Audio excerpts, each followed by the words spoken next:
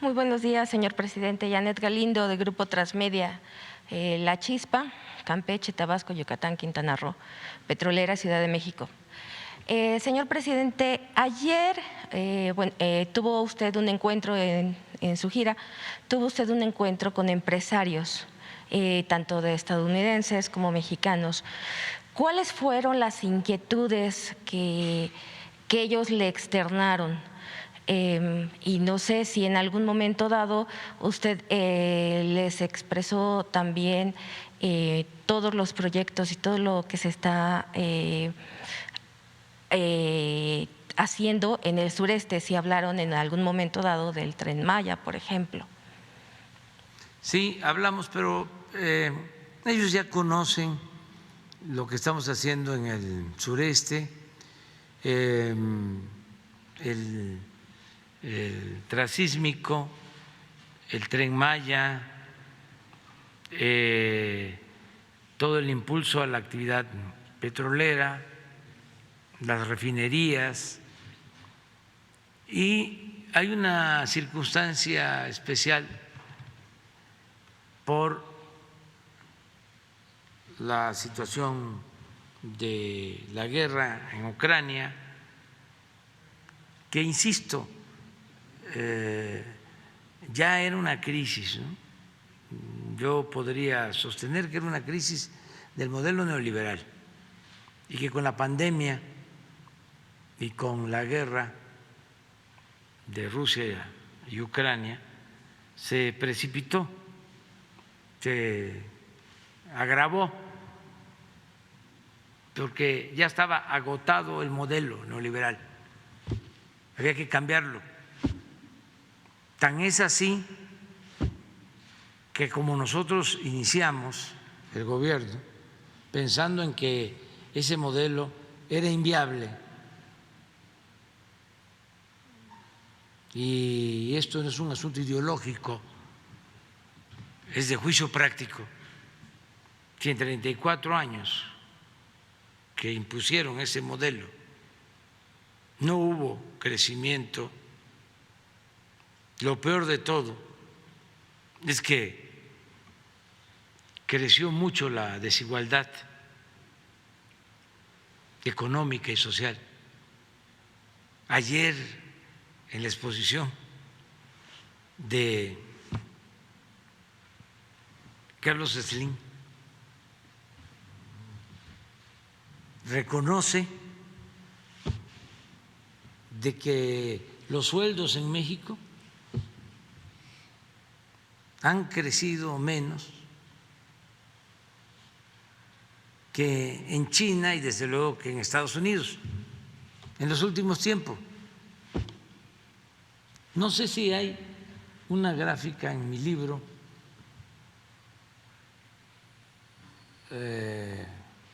La mitad del camino sobre empleo, no sé si es la mitad del camino sobre salarios. No, yo creo que es en el otro, en la economía moral. Entonces, se suponía, cuando empieza el auge en China, que una de sus ventajas comparativas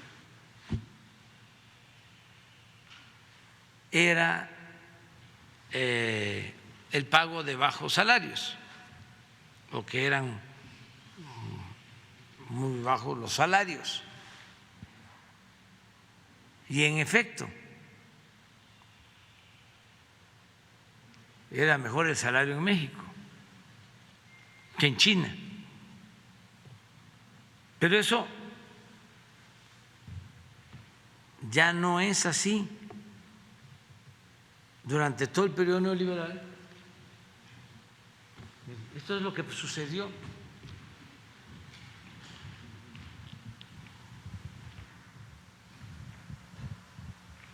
Desde 2000,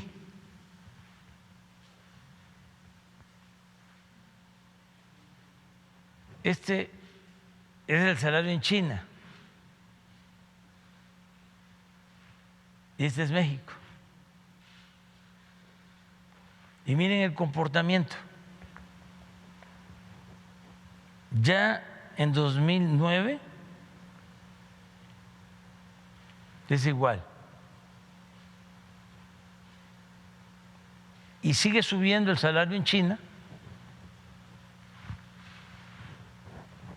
Y en México, del 9 al 18, que digamos nosotros. Nosotros lo subimos, lo hemos subido tanto el salario mínimo como el salario general. En el caso del mínimo, 65% en términos reales, como nunca se había hecho. Pero de todas maneras, todavía no llegamos. Entonces, de estos temas se habló. Fue muy interesante el que se esté pensando no solo en producir, sino también en mejorar los salarios, en crear empleos. Ya es una visión distinta, ¿no?, la que hay. Y también es muy importante el buen uso de los energéticos, cuidar los energéticos y no abandonar la transición energética para no seguir dependiendo del petróleo. Tenemos que pensar en energías alternativas. Por ejemplo, el proyecto que se inició en Sonora de una planta solar, lo queremos replicar en toda la frontera, no solo para tener energía en nuestro país, sino poder exportar energía a países, a estados fronterizos de la Unión Americana. De eso hablamos. Entonces, siempre y cuando la planeación esté a cargo de la Secretaría de Energía. Y el socio principal sea la Comisión Federal de Electricidad. Pero se puede permitir la inversión extranjera en sociedad con la Comisión Federal de Electricidad, porque para tener energía nosotros en el norte y poder exportar energía eléctrica, sí hay que replicar las plantas solares, pero necesitamos también plantas de gas de respaldo y necesitamos un tendido de líneas de transmisión. Entonces son inversiones fuertes, pero sí hay interés de parte de inversionistas estadounidenses. Lo mismo en el caso del gas, que ahora están llevando gas de Estados Unidos a Europa y no tienen ya más capacidad, pero por ejemplo España ya está comprando de todo el gas que consume el 35% a empresas estadounidenses que llevan el gas en barcos en un proceso que se llama de licuefacción, congelan el gas, lo embarcan y allá regasifican y ya los meten meten el gas a los ductos, pero ya el 35% del gas de España ya lo está abasteciendo Estados Unidos. Entonces, no hay suficientes plantas de licuefacción. En el caso de México hay 2 contratos ya firmados, una planta de licuefacción en Ensenada, que son alrededor de $5,000 millones, y otra planta de licuefacción en Altamira, en el Golfo. Pero hay proyectos para una en Puerto Libertad, en el Mar de Cortés, que ahora se llama Mar de California, de Baja California.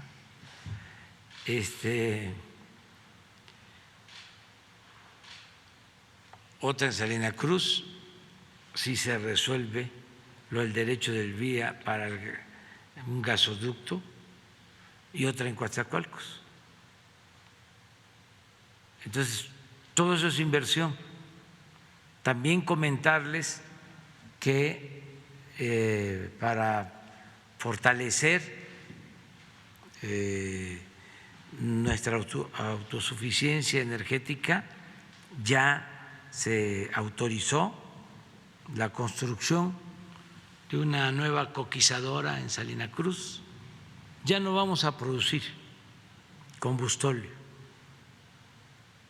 vamos a producir gasolinas, todo va a ser gasolinas. Y esto significa más rentabilidad y menos contaminación. Entonces ya son 2 plantas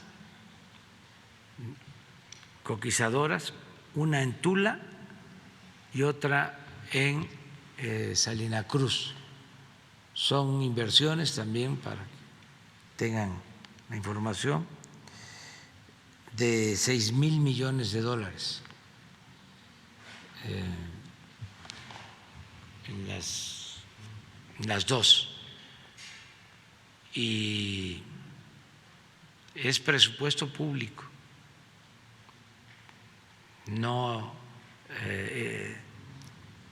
son créditos, y son plantas de Pemex, o sea, de la nación, las 2.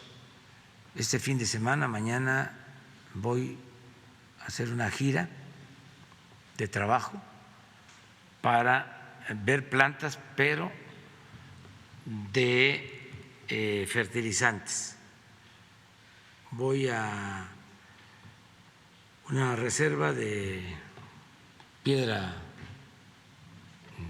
fosfórica en Baja California Sur, voy a una planta también de fertilizantes que se adquirió, que está muy abandonada y que la vamos a rehabilitar porque necesitamos los fertilizantes, en Lázaro Cárdenas, Michoacán. Ya se logró mediante una consulta que los campesinos indígenas de Sinaloa permitieran la construcción de una planta de fertilizantes en Topolobampo. Es una empresa alemana, porque nos hacen falta los fertilizantes. Y ya tenemos el plan también, y vamos a ir a agronitrogenados.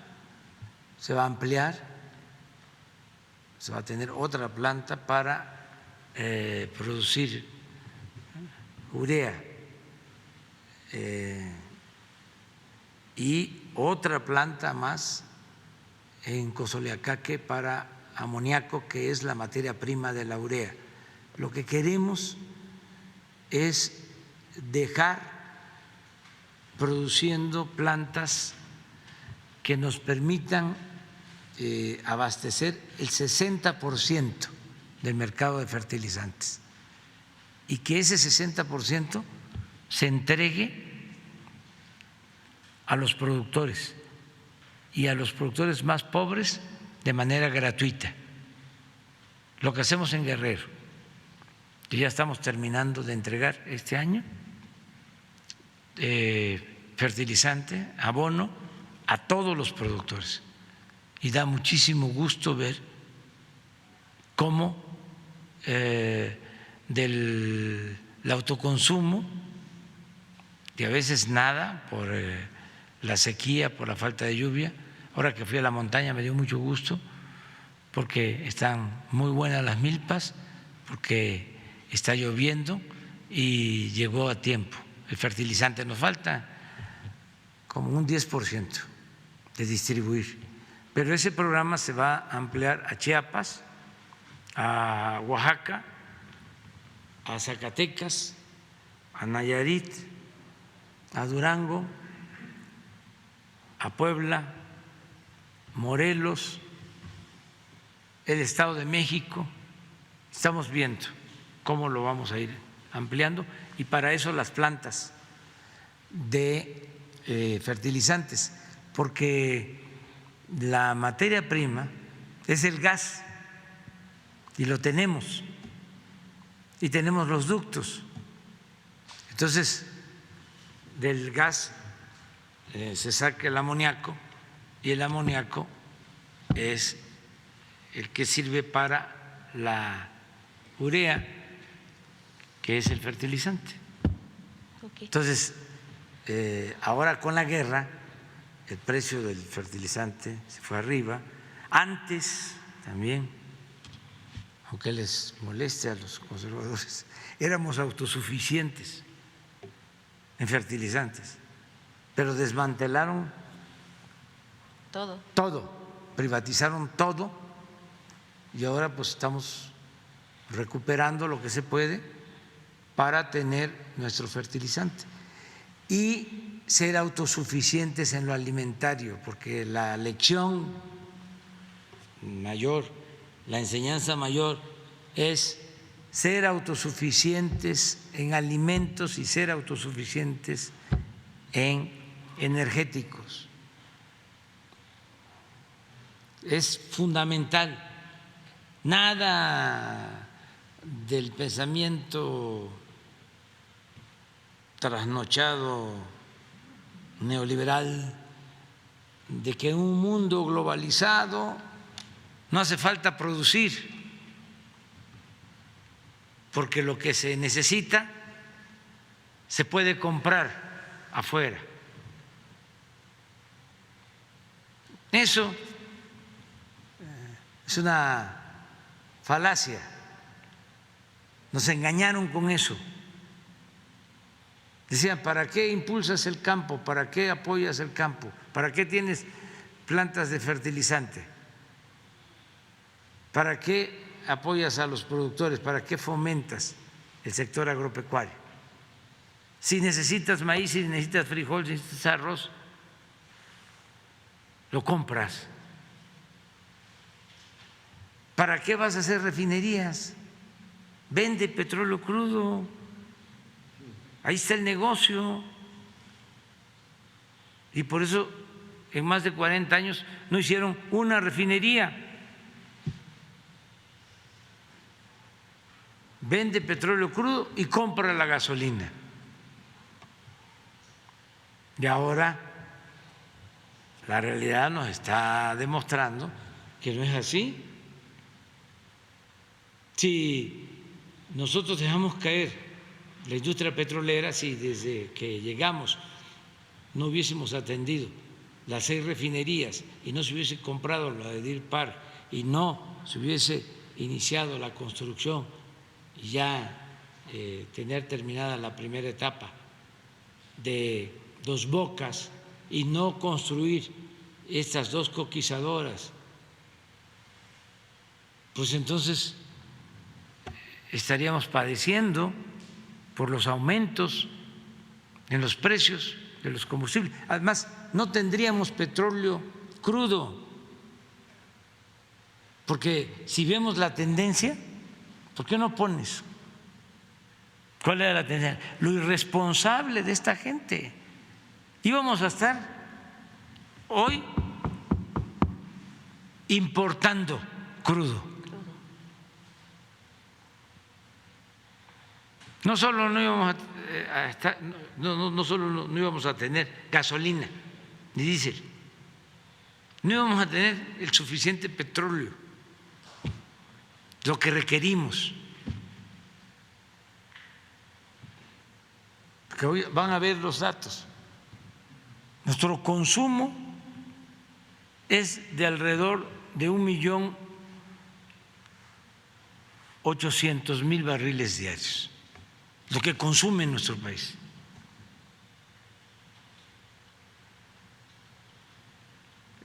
Eso es lo que nosotros pensamos. Para no extraer más y cuidar el medio ambiente, nos hemos propuesto no pasar de 2 millones de barriles. Pero puede ser que encuentren la gráfica, es una así, que a ver si la manda a Octavio. Si hubiese continuado la tendencia, que esto, y voy a poner la gráfica también, de lo de violencia, porque este es otro asunto de los expertos, los doctores en ciencias sociales. Pero es muy interesante cómo se venía cayendo la extracción. Ya ahora debemos de estar como en 1.800.000, 1.700.000. Señor presidente, y hablando de política